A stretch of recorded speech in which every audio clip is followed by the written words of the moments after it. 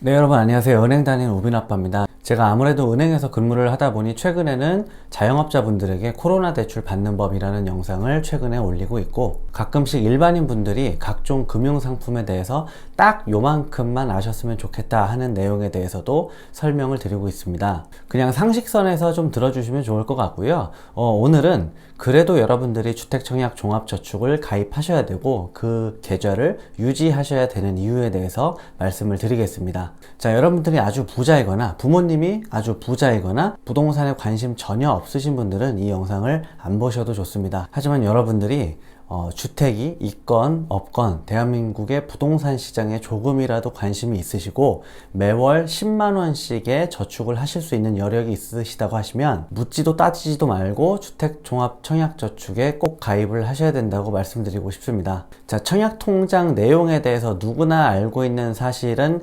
간단하게 살펴보고 넘어갈게요. 유튜브에서도 이런 영상 올리는 분들이 굉장히 많고 인터넷 조금만 찾아보시면 훨씬 더 자세하게 나오기 때문에 상품 자체 내용에 대해서 박사가 되고 싶으신 분들은 이 영상을 보시면 안 되고 다른 유튜버 채널 영상을 보시면 됩니다. 자, 청약통장은 기본적으로 여러분들이 신규 분양하는 아파트에 청약을 넣어보기 위해서 최소한 필요한 상품입니다.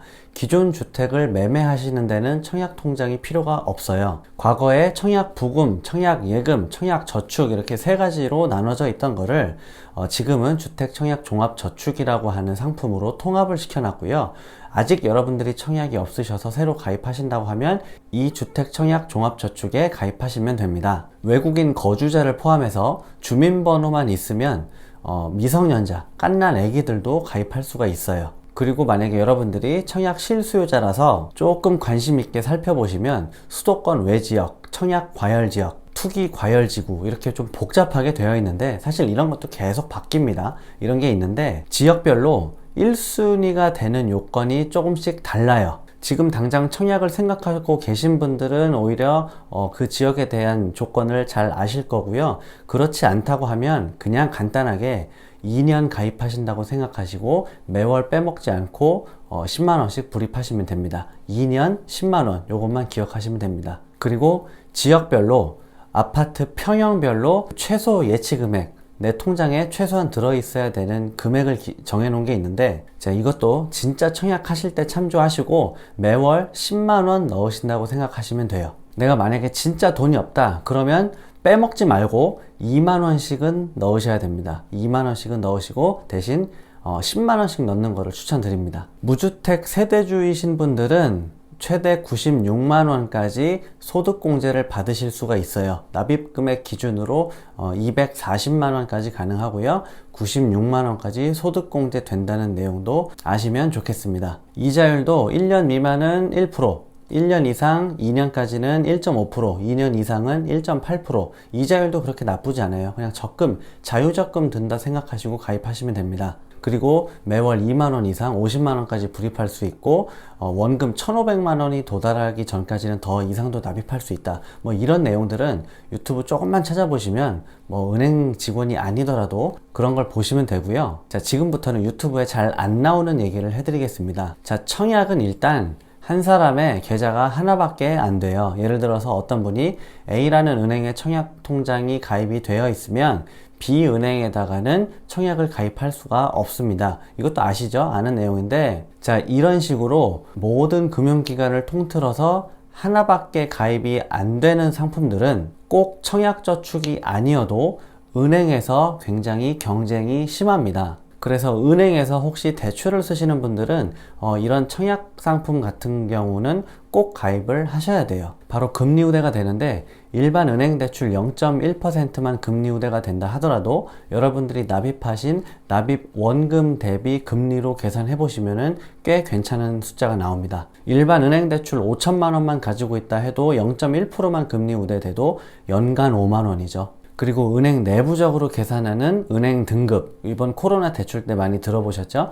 은행 등급, 내부 등급 계산할 때 이런 청약통장 하나 가지고 계신 거는 고객 등급 유지, 고객 점수 올리는데 굉장히 많은 도움이 됩니다. 그래서 앞으로 여러분들이 은행에서 대출 받으실 일이 없는 게 가장 좋지만 뭐 대출 받을 일이 있건 없건 간에 청약통장 하나 갖고 계신 거는 큰 도움이 될 거라고 생각합니다. 그리고 청약통장 얘기할 때 빠질 수 없는 게 청약 가점제인데요. 얼마나 식구가 많은지, 얼마나 집이 없는 채로 살았는지, 얼마나 청약통장에 납입 금액이 많은지를 이런 걸 점수화해서 점수가 가장 높은 분들이 당첨이 되게 하는 건데, 사실 이 청약 가점제도 때문에 혼자 사시는 분들이나 2인 가구, 신혼부부, 사회초년생들한테는 불리한 게 사실이에요. 그래서 1인 가구 젊은 분들이 청약 다 소용없다, 어차피 해도 안 된다 이러시면서 청약을 해지를 하시는 경우가 꽤 있는데, 자, 여러분들 청약제도, 청약 가점제는 앞으로 분명히 바뀔 겁니다.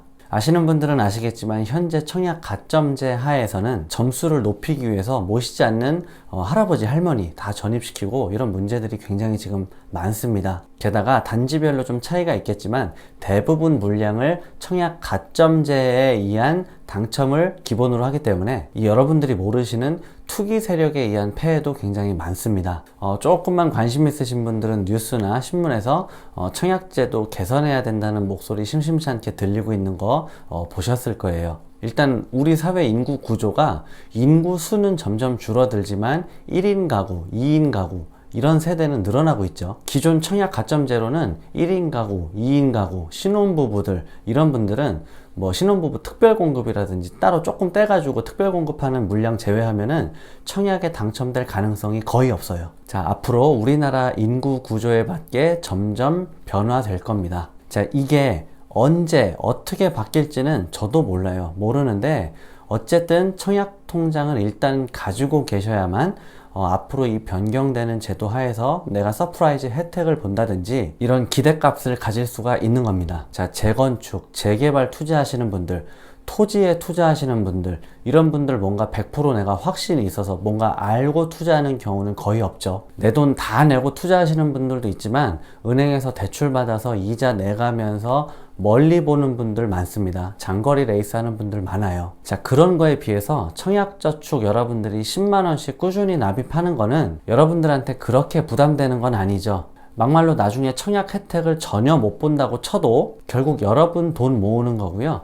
청약에 실패해도 어느 정도 재테크에는 성공한 겁니다. 특히 젊은 분들 강제로 자동이체 시키지 않고 10만원 먼저 떼놓지 않으면 그 돈 나중에 모이기 쉽지 않습니다. 다 술 마시고 딴 데 쓰게 돼 있어요. 다시 한번 말씀드리지만 청약 깨지 말고 특히 젊은 분들 깨지 마세요. 통장만 있고 자동이체 안 하시는 분들 자동이체 등록하시고요. 신혼부부 여러분들 청약 가지고 계세요. 급한 돈 쓰셔야 되면은 납입한 금액 한도로 인터넷으로 은행 안 와도 됩니다. 예금담보대출 쉽게 받으실 수 있으시니까 그렇게 쓰시고 일단 청약은 가지고 계세요. 자, 오늘은 여기까지 말씀드리겠습니다. 긴 시간 들어주시느라 감사하고요. 궁금하신 점 있으시면 댓글 주시면 제가 아는 선에서 답변 드리도록 하겠습니다. 감사합니다.